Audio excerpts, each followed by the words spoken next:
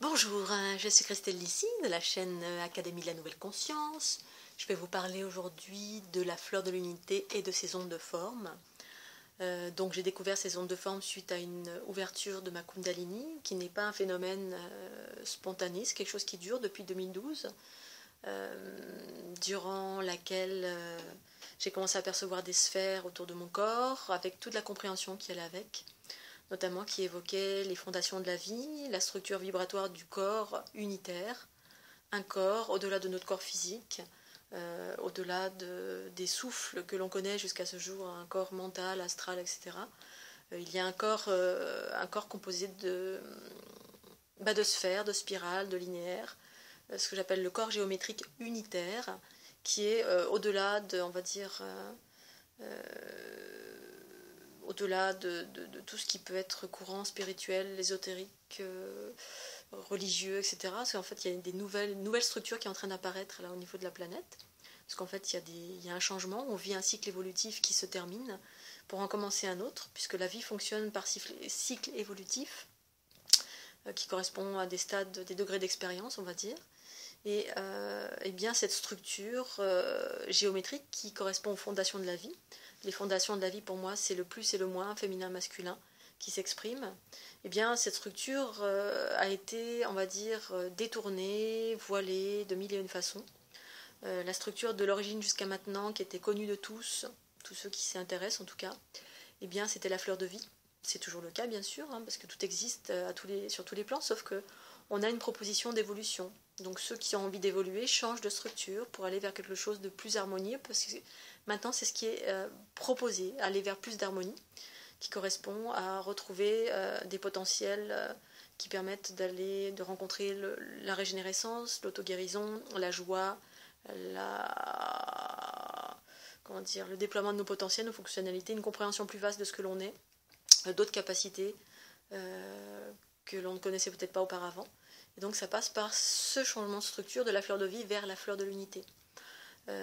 Dans mon process, à moi, perso, puisque c'est mon expérience bien sûr, chacun en fait ce qu'il veut, je la partage, eh bien j'ai commencé à percevoir cette structure autour de mon corps, à comprendre comment ça avait été détourné, comment ça a été déséquilibré à cause de notre cycle patriarcal qui a voilé le principe féminin. Le principe féminin chez moi, c'est correspond à une sphère.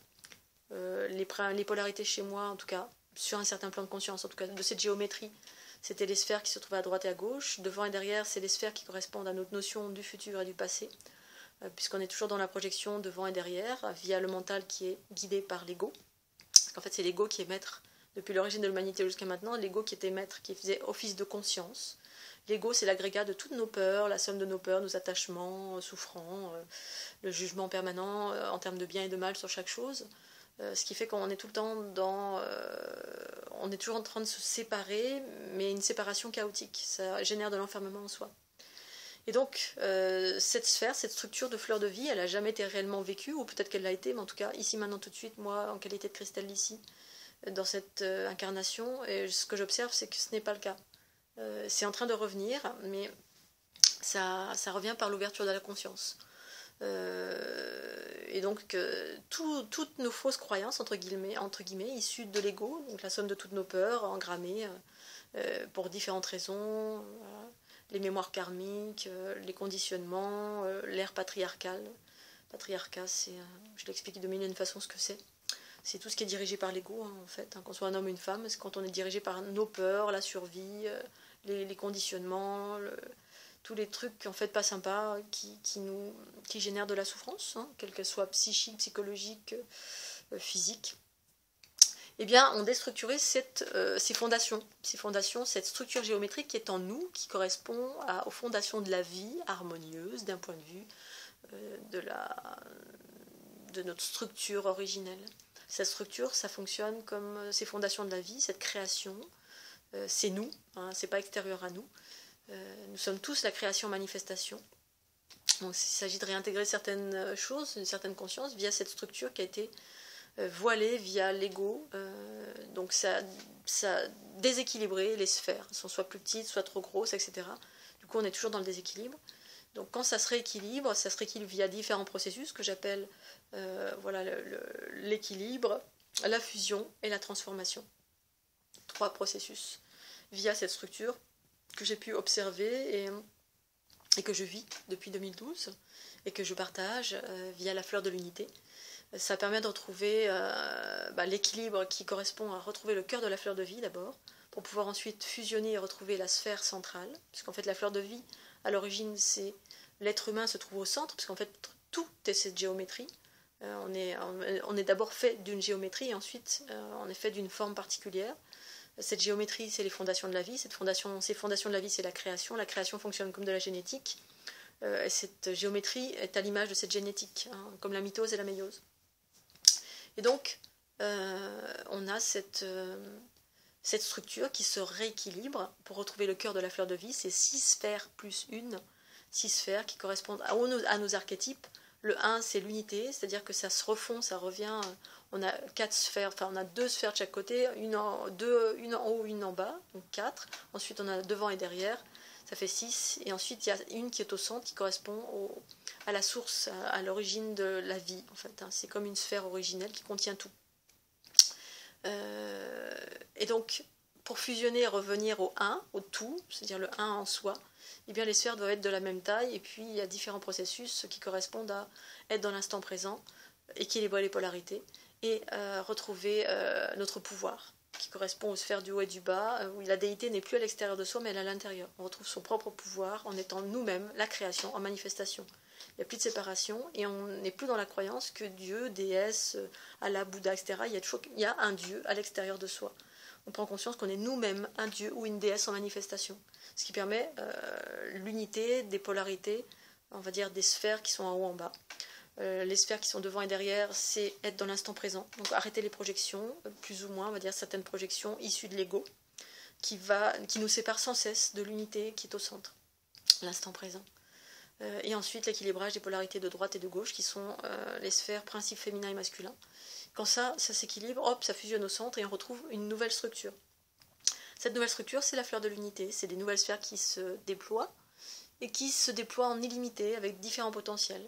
Donc moi j'ai conscientisé ça, je vis ça depuis 2012, je le partage de mille et une façons, à chaque fois d'une façon encore plus détaillée, plus dense, puisque ma conscience évolue sans cesse, ça ne s'arrête jamais. C'est un mouvement permanent, avec des informations en permanence sur la vastitude de chaque chose qui se déploie. Et donc, en conscientisant cela, en vivant cela, que je partage, j'ai commencé à dessiner cette structure géométrique. J'ai commencé à la mettre en mouvement. J'en ai fait des vidéos. Ces vidéos sont prévues pour faire des soins vibratoires, pour redonner l'information source aux individus. Je partage l'information de ce que je vis. Donc, j'ai mis en mouvement d'unité d'expansion, une sphère qui fait schlac comme ça. Unité et expansion, qui est le mouvement de la vie, puisque rien n'est figé dans la vie, hein, c'est comme une inspiration et une expiration, la création fonctionne comme ça, pour moi, selon moi, selon ce que j'observe littéralement.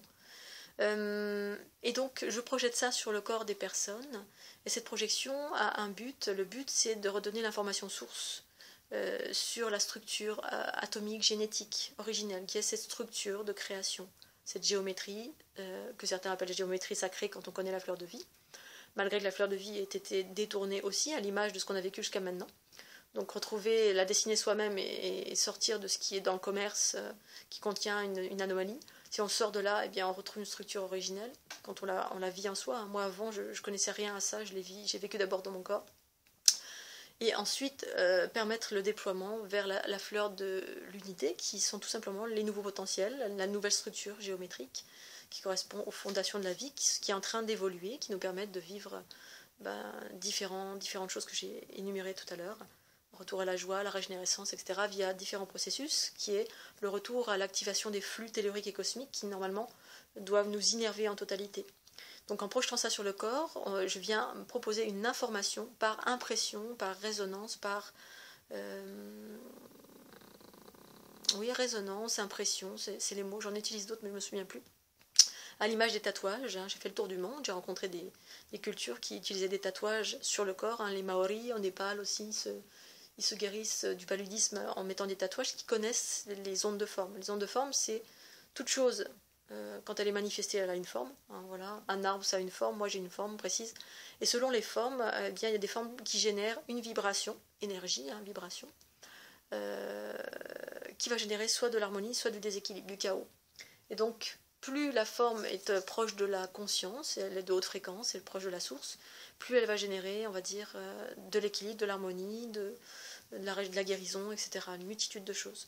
Donc, moi, mes ondes de forme, en tout cas, c'est ma conscience, elles sont des ondes de forme qui génèrent de l'équilibre, des hautes fréquences et des basses fréquences réunies, l'unité.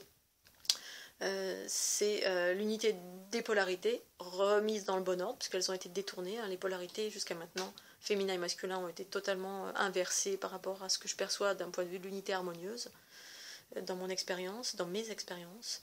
Et donc ça, remis à une structure géométrique, puisque au-delà de tout ce qu'on perçoit, tout ce qu'on vit en termes d'expérience dans notre monde, eh bien, il y a cette structure.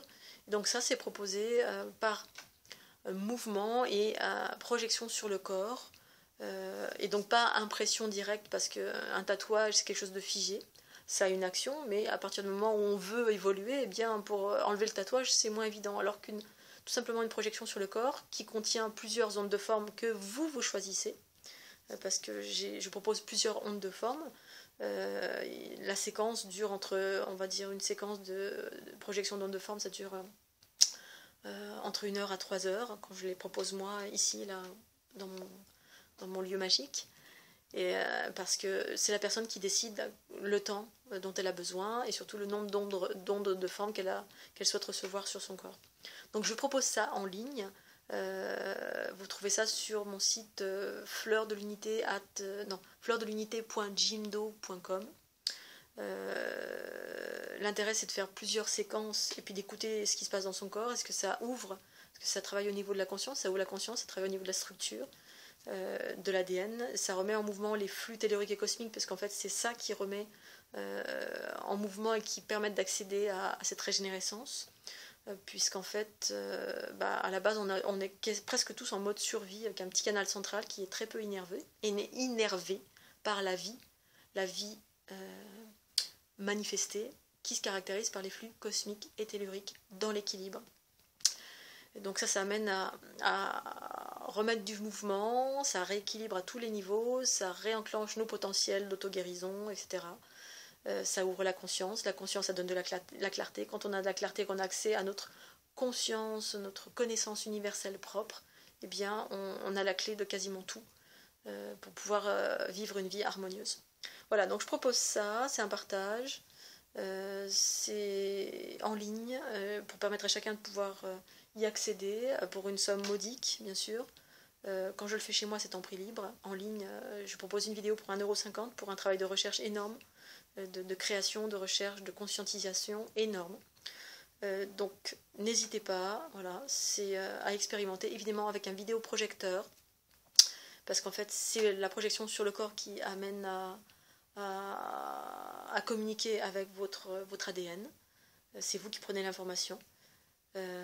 Voilà, j'ai essayé de faire une petite vidéo un peu rapide, et je vous remercie de votre attention. Je vous dis à très bientôt sur la chaîne Académie de la Nouvelle Conscience. Bye bye.